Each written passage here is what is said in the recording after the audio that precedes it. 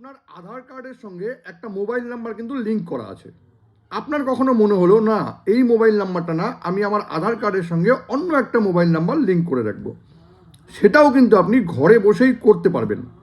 আপনার আধার কার্ডের সঙ্গে যে মোবাইল নাম্বারটা লিঙ্ক করা আছে সেটা চেঞ্জ করে অন্য একটা মোবাইল নাম্বার কিন্তু ঘরে বসেই আপনি আপনার আধার কার্ডের সঙ্গে লিঙ্ক করে নিতে পারবেন। তবে সেটা আপনি করবেন কি করে জানতে গেলে ভিডিওটা শেষ পর্যন্ত দেখুন, আর প্রসেসটাও একদম সেভ করে নিন। দেখুন, এই জন্য শুরুতেই আপনাকে যেটা করতে হবে সেটা হলো, দেখুন এখানে একটা অ্যাপস আছে এম আধার বলে।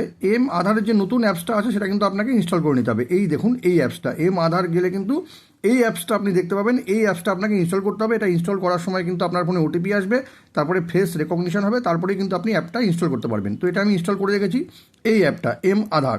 এখানে আমি ক্লিক করে নিলাম। এবার ক্লিক করে নেওয়ার পর দেখুন একটা পাসওয়ার্ড চাইবে। আপনি যখন অ্যাপটা ইনস্টল করবেন তখনই কিন্তু এই পাসওয়ার্ডটা চাইবে, পাসওয়ার্ডটা মনে রাখতে হবে। এবার আমি পাসওয়ার্ডটা দিয়ে অ্যাপটা খুলে নিচ্ছি, কন্টিনিউ করে দিলাম। দেখুন অ্যাপটা ওপেন হয়ে যাবে।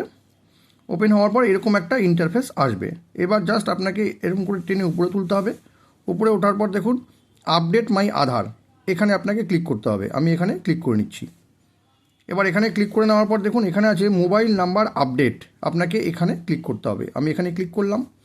এবার এখানে ক্লিক করে নেওয়ার পর মোবাইল নাম্বার আপডেট হওয়ার জন্য যে সমস্ত জিনিস লাগবে এখানে দেওয়া আছে। দেখুন 75 টাকা ফিজ লাগবে, ঠিক আছে। কী কী লাগবে? নিউ মোবাইল নাম্বার, যেই নাম্বারে আপনি আপনার আধার কার্ডটা লিঙ্ক করাতে চান ওটা একটা লাগবে, ঠিক আছে। ফেস অথেন্টিকেশন হবে, পেমেন্ট করতে হবে, তারপরে কাজটা কমপ্লিট হবে, ঠিক আছে। এবার এটাকে আমি কন্টিনিউ করে দিলাম। এই যে কন্টিনিউ করলাম।